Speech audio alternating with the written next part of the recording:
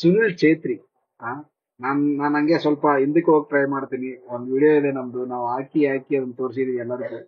ಇಲ್ಲಿ ಹಾಕೋಣ ಅನ್ಕೊಂಡೆ, ಬಟ್ ಬೇಡ. ಸೊ ಏನಂದ್ರೆ ನಾನೇನ್ ಹೇಳಿದೆ, ಈ ಸೀಸನ್ ಸುನಿಲ್ ಛೇತ್ರಿ 8 ಗೋಲ್ ಹೊಡಿತಾರೆ ಅಂತ ಹೇಳಿದ್ರೆ ನಮ್ ಹುಡುಗರೆಲ್ಲ ನಕ್ರಪ್ಪ. ಸೊ ಇವಾಗ ನೋಡಿದ್ರೆ ಸುನಿಲ್ ಛೇತ್ರಿ ಇನ್ನ ಹಾಫ್ ಆಫ್ ದಿ ಸೀಸನ್ ಆಗಿಲ್ಲ, 8 ಗೋಲ್ ಮುಗಿಸಿದ್ರು. ಸಮಥಿಂಗ್ ಬ್ಯೂಟಿಫುಲ್ ಅಲ್ಲ. ನಾವು ಯಾವಾಗ ಪ್ರತಿ ಸಲ ಅನ್ಕೊಂತೀವಿ, ಒಂದೊಂದು ಹೋಪ್ ಇರೋದಿಲ್ಲ, ಸುನಿಲ್ ಛೇತ್ರಿ ಡೌನ್ ಆಗಿರ್ತಾರೆ, ಏಜ್ ಆಯ್ತು ಅನ್ಕೋತೀವಿ. ಇವಾಗ ಅವ್ರ ಹತ್ರ ಫೇಸ್ ಇಲ್ಲ ಅನ್ಕೊಂತೀವಿ, ಒಂದೊಂದ್ಸರಿ ಏನ್ ಅನ್ಕೊಂತೀವಿ, 90 ಮಿನಿಟ್ಸ್ ಆಗೋದಿಲ್ಲ ಅವ್ರಿಗೆ, ಬರೀ ಸೂಪರ್ ಸಬ್ ಆಗ್ಲಿ ಅನ್ಕೋತೀವಿ. ಏನೇ ಅನ್ಕೊಂಡ್ರು ಸುನಿಲ್ ಛೇತ್ರಿ ಬಂದ್ ಗೋಲ್ ಸ್ಕೋರ್ ಮಾಡೋದು ಮಾತ್ರ ಕಡಿಮೆ ಆಗ್ತಾ ಇಲ್ಲ. ಎಷ್ಟ್ ಖುಷಿ ಆಗುತ್ತೆ ಅವ್ರು ಗೋಲ್ ಹೊಡೆದಾಗ. ಅಂದ್ರೆ ತುಂಬಾ, ಅಂದ್ರೆ ಭಾರಿ ಖುಷಿ ಅನ್ಸುತ್ತೆ ಮನ್ಸಿಗೆ.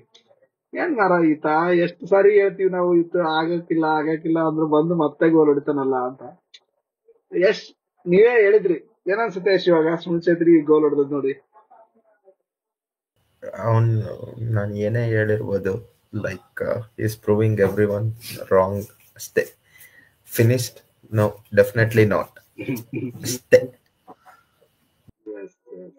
Never, never. As long as Sunil Chhetri is on the pitch, there is no matter of submission. Super ಮಾರಾಯ, ಅದು ಗೋಲ್ ಏನಿತ್ತಲ್ಲ, ಹೆಡ್ಡರ್ ಗೋಲ್, ಬ್ಯೂಟಿಫುಲ್. ಆ ಕ್ರಾಸ್ಗೆ ಆ ಕ್ವಿಕ್ ಫ್ರೀ ಕಿಕ್ ತಗೊಂಡು ಹೆಡ್ಡರ್ ಏನ್ ಹೊಡೆದ ನೋಡು, ಇಂಟೆಂಟ್ ತೋರ್ಸುತ್ ಮಾರಾಯ ಅದು ನನಗೆ. ನಾನ್ ಪ್ರತಿ ಸಾರಿ ನಂಗೆ ಸುನಿಲ್ ಛೇತ್ರಿ ಗೋಲ್ ಹೊಡೆದ ನನಗೆ ಏನ್ ನೆನಪಾಗುತ್ತೆ ಗೊತ್ತಾ? ನನಗೆ ಅದೇ ಒಂದೇ ಒಂದು ಮೆಮರಿ ಫಿಕ್ಸ್ ಆಗ್ಬಿಟ್ಟಿದೆ ನಂಗೆ. ಚೆನ್ನೈ ಫೈನಲ್ ನಮ್ ಕಂಟ್ರಿರೋದಲ್ಲಿ 2017-18 ಸೀಸನ್, 16-17 ಸೀಸನ್.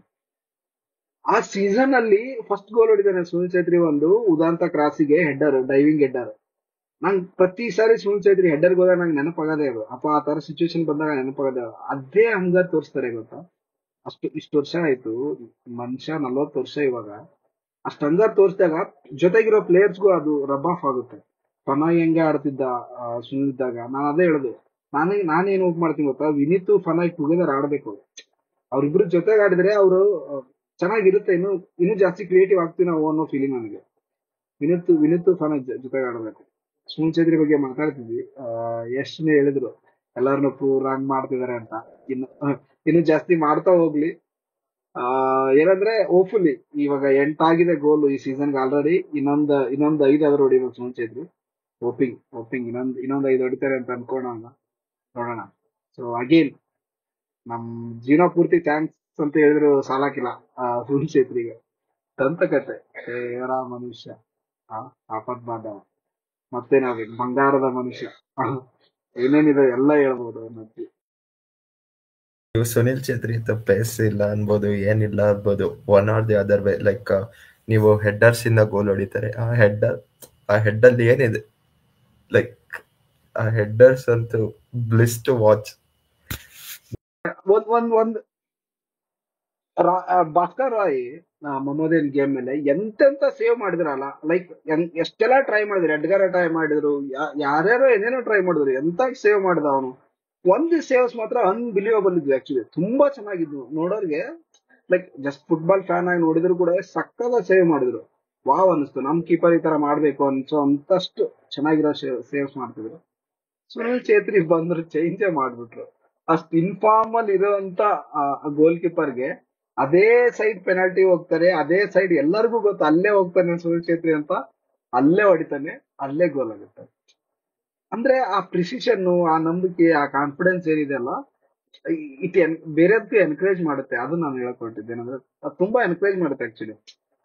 ಸುನಿಲ್ ಛೇತ್ರಿ ಏನ್ ಮಾಡ್ತಿದಾರೆ ಅಂತ ತುಂಬಾ ಜನ ಗೊತ್ತಾಗದೆ, ಅಂದ್ರೆ ಅವ್ರಿಗೆ ಗೊತ್ತಾಗೋದಿಲ್ಲ, ಅದು ಇನ್ನೂ ಸೆನ್ಸ್ ಆಗಲ್ಲ ಅನ್ಸುತ್ತೆ ಅವ್ರಿಗೆ. ಇನ್ನೂ ತುಂಬಾ ಎಷ್ಟೋ ವರ್ಷ ಆದ್ರೂ ಆಗಲ್ಲ ಅವ್ರಿಗೆ ಆಕ್ಚುಲಿ. ಅವ್ರ ಕಡೆಯಿಂದ ಬೇರೆಗೆಲ್ಲ ಹೆಂಗ್ ಇನ್ಫ್ಲೂಯೆನ್ಸ್ ಮಾಡ್ತಿದ್ದಾರೆ ಅವರು, ಅಥವಾ ಆ ಒಂದ್ ನೆವರ್ ಡೈ ಆಟಿಟ್ಯೂಡ್ ಅನ್ನೋದು, ಅಥವಾ ಡೋಂಟ್ ಗಿವ್ ಅಪ್ ಅನ್ನೋದು, ಜಸ್ಟ್ ಟ್ರೈ.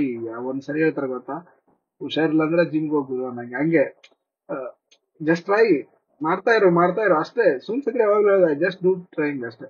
ತುಂಬಾ ಸೋ ಇನ್ಸ್ಪೈರಿಂಗ್. ಪ್ರತಿ ಸಾರಿ 40 ವರ್ಷ ಆಯ್ತು ಮನುಷ್ಯನ್ಗೆ, ಇನ್ನೊಂದ್ 4-5 ವರ್ಷ ಆಡ್ಲಿ ಅಂತ ಕೇಳ್ಕೊಳ್ಳೋಣ. ಏಜಿಂಗ್ ಲೈಕ್ ನೋಡೋಣ. Fine wine. ನಿಜ ನಿಜ ನಿಜ ನಿಜ, ageing like a fine wine.